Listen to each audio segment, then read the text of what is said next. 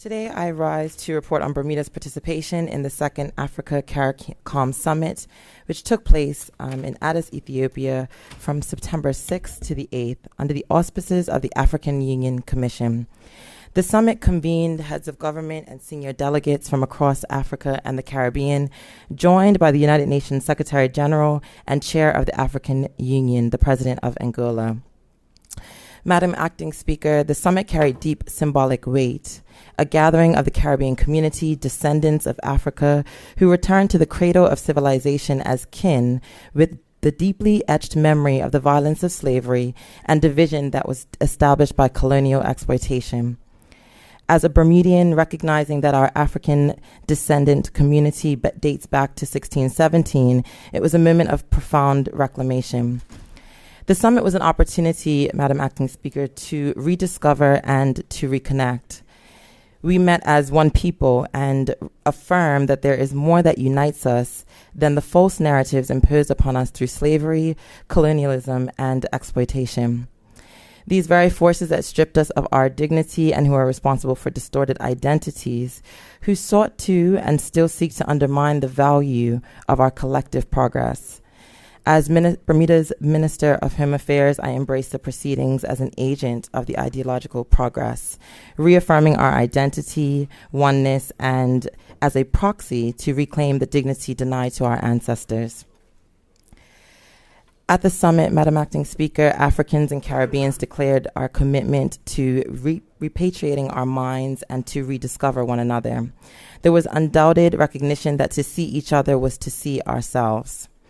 As a minister responsible for CARICOM affairs, it gave me great pleasure to stand in solidarity with the island's community.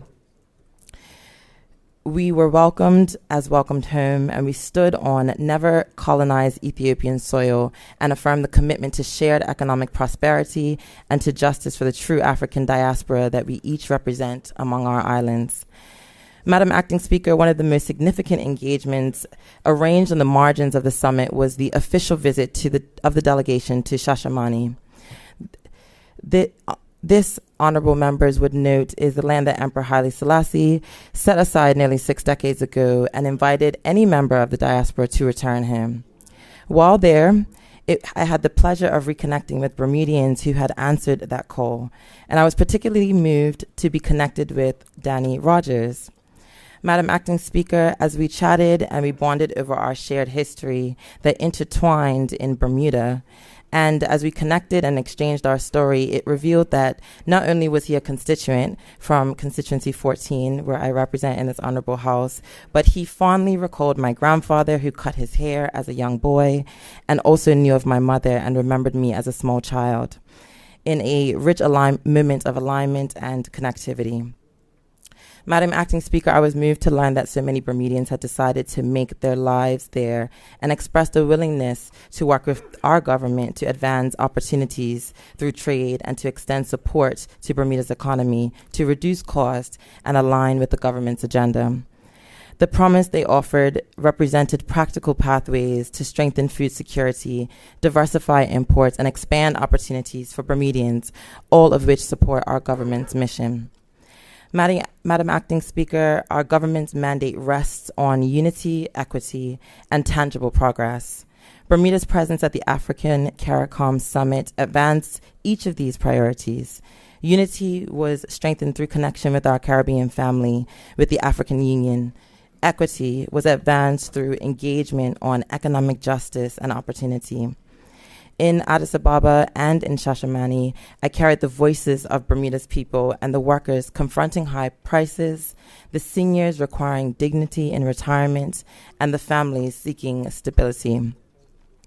I was honored to represent the voices of our community and to affirm that Bermuda and its history is inextricably linked to Caribbean and to Africa. Madam Acting Speaker, the summit evidenced that connection is our greatest strength. Connection between Bermuda and the Caribbean, connection between the Caribbean and Africa, and connection across all diaspora communities who continue to keep alive the memory of our struggle and the hope of our shared prosperous future. Bermuda will continue to foster strengthened relations with CARICOM membership and bring the electorate along the journey, recognizing that the silence of our historical bond has been the greatest weapon on our undeniable identity. We will do so as part of the diaspora, reclaiming its place in history, determined to shape a fairer, more sustainable future for all of our people alongside our brothers and sisters.